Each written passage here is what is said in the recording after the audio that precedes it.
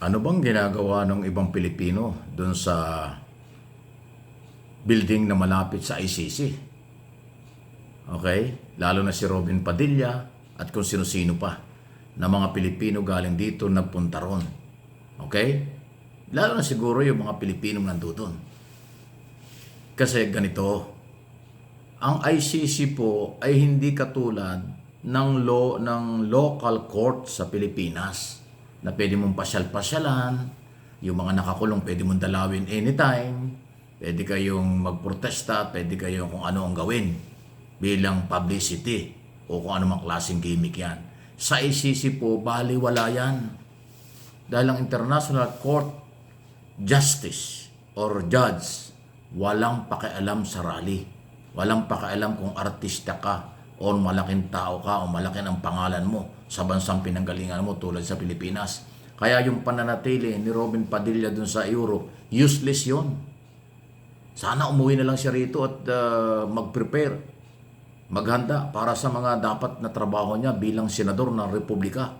Yung mga proposed bill o yung mga public hearing sa Senado, wala naman resist ang public hearing. O bakit hindi siya sumasali sa mga hearing na yan? Lagi siyang nandoon sa Europe. Ano bang meron doon? Hindi naman siya abogado ni Duterte. Di ba? So publicity lang yung ginagawa ni Robin Padilla. Gimmick lang. Salita ng salita doon sa mga rally. Eh wala naman dating yon sa kaso ni Duterte. At wala rin naman pakinabang ang Philippine government or majority ng mga Pilipino nagpapasweldo sa kanya. Just imagine si Robin Padilla tuloy-tuloy ang sweldo. Kahit naka-recess. Eh kahit naman naka-recess, pwede sila magtrabaho pero hindi sila nagtatrabaho. Ang kanyang ginagawa ay pure para lang sa mga Duterte. Eh balita ko until now, wala na siya magpunta ron, halos 2 linggo na. Hindi pa nakikita niya kahit na kumot man lang o una ni Duterte kasi hindi naman pala siya pinapapasok doon sa kwarto. Yun yung mga anak at saka yung mga asawa, eh hindi pa nga sigurado makapasok eh. Hindi kung, di ba, pag nagtry yung mag-inang Katie at saka si Hanilet, hindi naman nakapasok ka agad-agad. Hindi po, ibang-iba po kasi. Huwag niyong ituring na parang pulis ng Manila, ng Pilipinas, parang Bureau of Jail and Management Penology ng Pilipinas, ang mga security at policy sa Interpol o sa International Court, ICC. Hindi po ganun. Sa kanila may oras ng dalaw. Pangalawa, hindi lahat ng kaibigan, kakilala, member ng pamilya ay anytime pwedeng dumalaw. May appointment yan.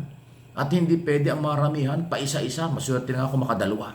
Ultimo mga abogado, may appointment ang pagdalaw o pakipagkita sa kliyente na katulad ni Duterte. Ganon po. Dito sa Pilipinas may ganon din pero minsan nalalabag yan pagka maganda ang pakisama doon sa mga security. Kahit anong oras nakakadalaw, nakakatulog pa nga sa kulungan ng pamilya eh.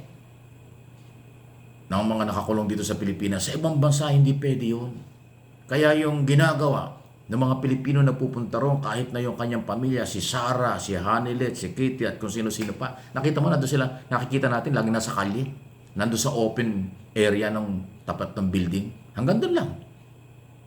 Hindi sila pwedeng makapasok na matagal at hindi sila basta-basta makapasok anytime. Hindi po ganon kasi international court yan. Meron silang sariling policy, may sarili silang batas, sila ang masusunod.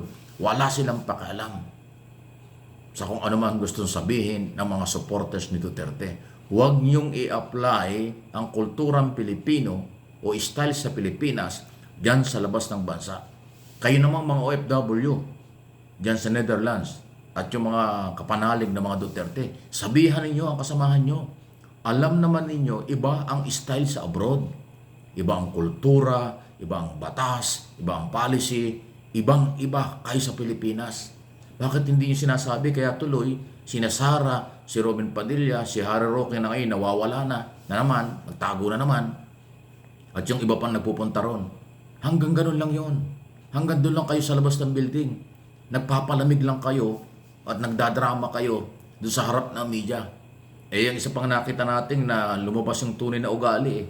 Yung Hanilet tsaka yung Kitty, ang sama ng ugali. Yung si Kitty, tinatanong lang eh. Nung media eh, biglang hinata at kinalabit nung Hanilet, nung nanay niya. Huwag kang magsalita, parang gano'n. Tapos nung tinatanong, biglang umalis. Di ba? Napaka-arrogante ng mga dating. Adi, kung ako naman ng media, ba't ko siya interview? Ayaw niya.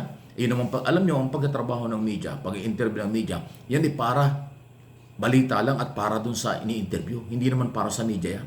Kung ayaw mo pa-interview, huwag. Ako, kung ayaw mo pa-interview sa akin, hindi kita kailangan. Kung ayaw mo sa akin, dapat ganun. Ba't ko siya hahabulin kung ayaw mo pa-interview? Hindi ang media, hindi ang reporter ang mawawalan. Ang masisira pa dyan, katulad noon, si Hanilet, tinatanong lang kung ano ang update, ano biglang tumalikod at umalis, lumayo. Kitang-kita sa mga video. Ayaw ko na ipakita dahil copyright yun eh. Exclusive sa kanila yun. Pero nakita ko yung mga video. At pinagmamalaki pa ng mga, hindi ko malaman kung nasa ang isip talaga ng mga yan. Pinagmamalaki pa ng mga DDS. Ayan, binastos yung reporter. Ayan, inindyan yung reporter. Buti nga, nako. Akala mo naman yung reporter ang nawalan. Ang nawalan doon, yung ini-interview kasi yung panig nila, yung side nila, wala namang bayad yun. Libre lang, tinatanong lang, tumalikod pa. Hindi kasi kayo nawalan. Tapos pagmamalaki ng mga, ang utak nasa talampakan na napahiya daw yung media. Tamimi daw yung media. Yan ang isip nila. Isip kanto boy. Isip unprofessional, unethical ng mga ganun ang argumento. Ako, diretsano ako magsalita. Alam ko yan kasi ako inasa media rin. Ang tagal kong reporter, ang tagal ko ng news anchor sa radyo at telebisyon, sa social media. Kaya alam ko yon. Hindi kawalan sa amin sa media yung tao ay ayaw magpa-interview. Pabor nga sa akin yun dahil ayaw niya, diwag. Di wala akong gagawin. Marami namang balita, hindi naman ikaw lang balita. Binibigyan na nga kita ng pagkakataon kung ano yung pwede sabihin, yun na yung pagkakataon mo eh. Ayaw mo pa? Hindi ho yun. Yun po ay pagpapakita ng masamang ugali. Pagpapakita ng totoong ugali na ginawa ng Hanilet at ng iba pa. Mabuti pa yung Katie, gusto magsalita eh. Biglang kinalabit, hinata. Di ba? Well, napansin ko lang ho yan dahil alam ko namang alam nyo, pinagmalaki pa nga ng mga utak nasa talampakan ng mga DDS. Ayan, okay? So again, pinagtatawanan lang kayo sa international community. Kung yung style na Pilipinas ay dadalhin nyo sa ICC, dadalhin nyo din sa mga rally, dadalhin nyo sa inyong mga ginagawa dyan. Hindi pwede. Hindi pwede dahil iba dyan. Kahit kamag-anak, kahit abogado, hindi pwedeng walk-in. May appointment kailangan. Online pa nga yung appointment, sabi ni Sara Duterte. Kahit siya ay anak, kahit siya ay vice president ng bansa, walang pakialam ang ICC kung vice president siya. Walang pakialam ang mga security ni Duterte ron kung vice president yung anak. Walang pakialam sa local politics ang ICC at security na naghahawak kay Duterte. Kaya itigilan ninyo yung mga drama. Sabi nga ni Duterte, bahala na ang Diyos sa kanya. Si Lord na raw ang bahala sa kanya. Mabuti nga ngayon, naalaala niya, medyo palang, yan, gusto niya kay Lord. Totoo naman yun. Si Lord lang naman talaga makakatulong sa kahit kanino, tao. Ayan po ang ating paniniwala. So, anong tingin niyo dyan? Yung grupo ng mga nandoon, puro drama lang. Puro panghikayat lang ng mga pagpuprotesta. Pero wala naman dating yan sa ICC at Philippine government. Kasi ang Philippine government, again, wala ng control, wala ng jurisdiction kay Duterte kasi siya ay under control na ng International Criminal Court. Ayun, under trial na siya. Akusado na siya. Siya ay pananagutin at kung kanyang idepensa, siya ay pakakawalan. Pero kung hindi, baka hindi talaga siya makawala. Ayun no yan. Please like and share ang video ito.